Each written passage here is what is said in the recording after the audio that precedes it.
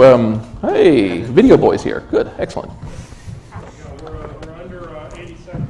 Oh, excellent. That's even better. You know, the really cool part about being wireless mic'd is when you mutter to yourself something insulting about the person over there, it gets blasted to the entire room. Oh, God, what an ugly motherfucker. Oh, Jesus Christ. What happened? Do we want to ask him what happened?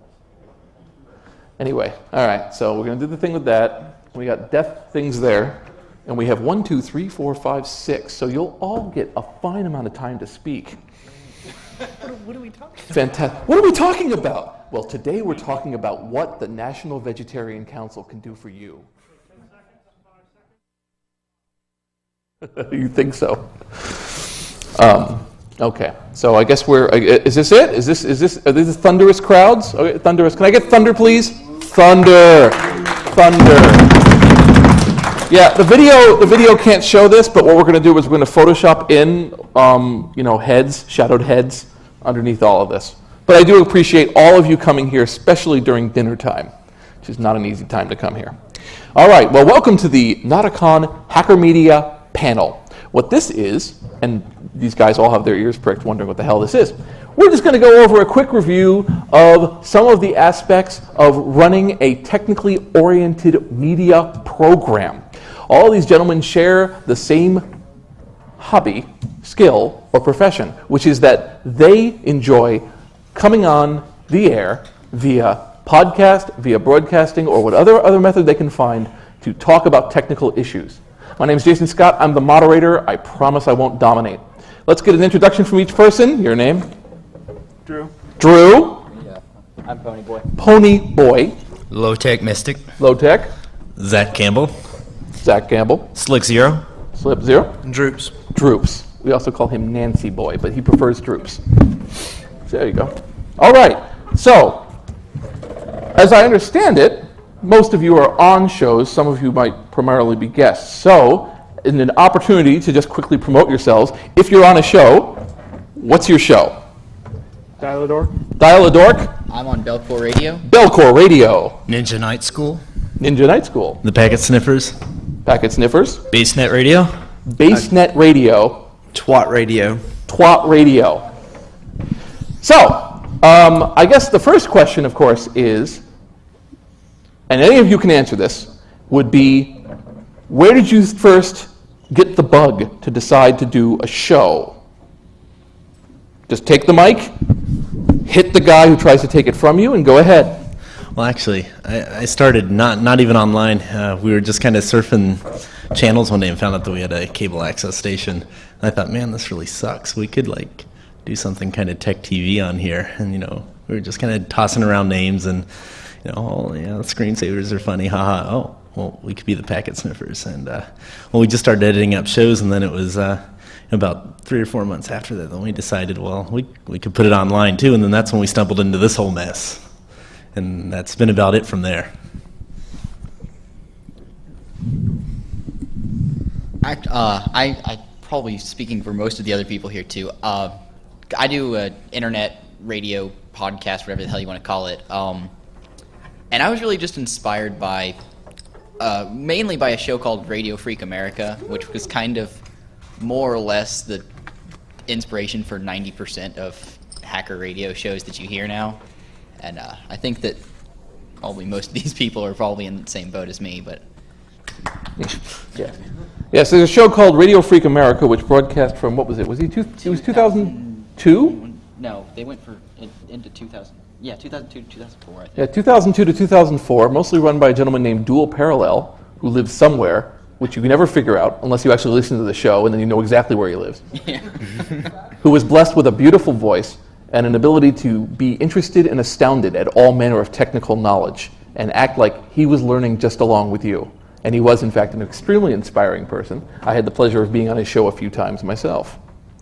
So, when you put together a show, are there any subjects that you particularly enjoy speaking about that you think your particular brand of show really helps people either learn about or know? Well, I know my show is basically centered, generally, not all the time, but I try to center it around phone phreaking and telephony, because there's really not a big a large amount of shows on that nature that exist still. But Ninja Night School is mainly focused around just obscure knowledge. As hackers in general, we all are. This whole thing to the average person is very obscure. You go to, tell any kind of like hex or anything like that, the average person, you just lost them. So also with obscure knowledge, you're not. Okay, we're not just limited to just technical obscure data. There's all kinds of just obscure and interesting things that surround us in our world. So I wanted to give back to the community somehow, and not necessarily being an extremely elite or technical person. I chose to do so by covering other obscure topics that I could bring that I think people in this community would also enjoy knowing about. Well, just like low tech popped out, it's kind of important, especially when you're doing this, not to just oversaturate it with technical content. There's just a lot more things that you can pop the top to and learn what's under the covers. And what I like to do is preserve dying and old technology. If you've watched the Packet Sniffers, you know that I cover Commodore 64 hardware quite a bit. It's kind of a dying thing. The 8-bit generation is kind of fading fast, but there's still a dedicated scene that's still pumping out a lot of stuff new. So it's just one of those obscure, realms that a lot of people aren't too familiar with, or, well, that's about it. Well, let's see. Right now, the show BaseNet does primarily just tech news, but we like to comment on that from kind of a hacker perspective on it. That's about it. We kind of got fed up with a lot of the podcast shows that are out there that are like, okay, I had this for breakfast, and the other day we went to Best Buy, and my dog's kind of funny looking, and yada, yada, yada. And we said, we ought to make a show that's just like 5-10 minutes long and just has one simple topic, or maybe complicated topic, one central theme, and someone just talks about it. And that's what we do. Now, it's funny because when you bring that up, you're actually mentioning some of the classic podcast/hacker show, what would be the best word for it? The stereotypical ones. It's kind of funny that people would think that this particular subgenre, which is relatively new, probably only like 5 or 6 years of this particular brand, already has its own standards, its own stereotypes, and its own problems, so that you end up with a show in which the person first apologizes for the show not being on for a long time, and then starts to argue about what he read on Slashdot today a lot, and then says, I just bought this item. It was really good. So, are there ways that you find that you try to break out of these? Because certainly you listen to each other's shows, and you listen to other shows that aren't made by the people in here, and so, are there any tricks or ideas that you come up with in your shows to break out of the mold, as it were? Yeah. I don't know how things are where you work, but every place I've worked, it's always been that the IT office, where the network administrator or the hardware guys hang out, is sort of a place where people congregate to find out about computer news and computer knowledge, because people are always coming in saying, my computer's broken, or this is happening on my computer at home. And that's sort of an interesting, unique dynamic to have, the technical and the business people mixing and, talking about this. And that's sort of the model that we've done for our show, is to try to emulate that IT office. And try to have a conversation that's sort of like what you would have in that kind of office, and try to bring the technical information to a wider audience.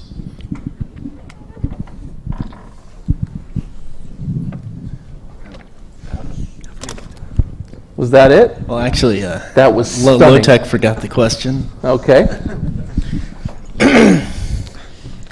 But so just what we do to keep it different, how I try to do my school. I enjoy trying to emulate things that I've enjoyed, and also when you're watching all those audio shows, or listening to audio shows, all the things that you're like, man, I wish they would do that. Why don't they do this? And especially things that when I was a little kid, and wish, man, if I ruled the world, I would do it like this. I kind of bring that into my audio show as well. Actually, after something becomes cool, especially when computers suddenly became cool and being a geek or a hacker suddenly became in the spotlight, then suddenly you got the birth of the digital runway, So now everybody has sparkly new pieces of technology and they're showing it off. And it becomes more of a social symbol or a status symbol than a useful piece of tech that you like because it does something cool or it means something to you. So that's basically what we try to bleed through is, just good old-fashioned exploration of the world around you, whether it be through technical means or just all around. We try to break, the very shallow, paper-thin facade that is pop technology anymore. And we try to just, be real about everything. Not to talk about my show personally, because I think it just kind of fits the mold of basically every hacker radio show you would listen to. But Are you proudly declaring you're being part of the average? yeah, I can't deny it. Excellent. But Embrace the mediocrity. yeah, but actually, Low Tech show Ninja Night School. What really it's one of my favorite shows to listen to, simply because of it's not just like here's this, we're going to talk about this, and that's just all it's going to be. He puts a lot of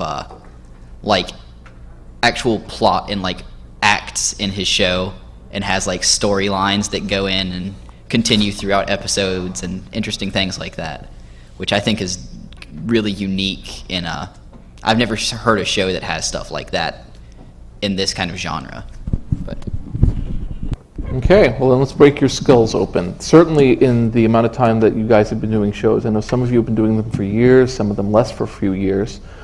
Is there some undiscussed fact that you learned doing this? And by that I mean a hint, a way you do a show, a way you approach a show, a way that you get around a problem. Is there something that you, as a hint, if you had to say to somebody who was interested in doing a show of their own, that they're not going to discover till 5-10 shows down the line, that you'd rather they know now and save themselves a lot of pain? make sure you don't encode your shows in really, really, really high files. Make sure you don't encode your shows in really, really high files. Yes. Always trust your Yeah. beautiful microphone thing. There you go. Yes. The first 5 or 6 episodes of Belcore Radio, that was the first time I'd ever touched an audio editing program. And we released them, and they were 75 megabytes for an hour-long show, which I think now we get them down to 12. So That just made me feel like they were classics.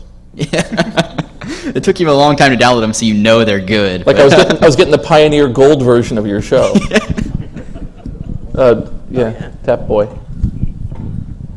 Well, there's lots of things to tell people. The first thing is most people are only going to do a show less than 10 episodes. And a lot of people will go really gung-ho. They'll do one. They'll be like, this is awesome. The next one's going to be so much better. I'm going to buy a website. I'm going to pay for hosting. And then 7 shows into it, they're like, this is so much work to try to do this once a week or once a month or get guests on my show. And they just give up and find something much more productive to do than this mess. And we started a little website, it's Podcast Fertilizer, or podcastincubator.com. I don't even know. And we give free hosting to people who want to start stuff. And that will kind of lessen the blow when you want to quit, so you don't have all this money invested in things. We've had one guy that got past 10 so far, and that's Low Tech. Yay! And then how many people have not made it? They've just quit? Is it 4, 5, 6? Yeah. Don't say they quit. Say they completed below expectations. They completed below expectations. This real smart guy I was talking to one day told me he had a cool idea, and I've been passing this idea to other people, and there's a guy in the audience over there I passed it to. And he said that do a season. Don't the way it's been done is they do a season and it's a year. And what Mr. Jason Scott said was do a season which is 10 episodes and they all tie into each other. And after you record all 10 of them, then you start releasing them once a month or once a week or however you want. And during that time, you can not have to do it and think about your next show, so there's more thought put into each show. And then the next season comes around whenever you want it to do, and people aren't going to be, forgetting about your show because you're doing it, one day and then the next day and then a week later and then a month and a half later and then the next day. And that's really, really annoying to not have a normal release schedule. But that's the worst part of the whole thing. Our Twat radio show is done by, it's a make off of the name Twit, which is the Leo Laporte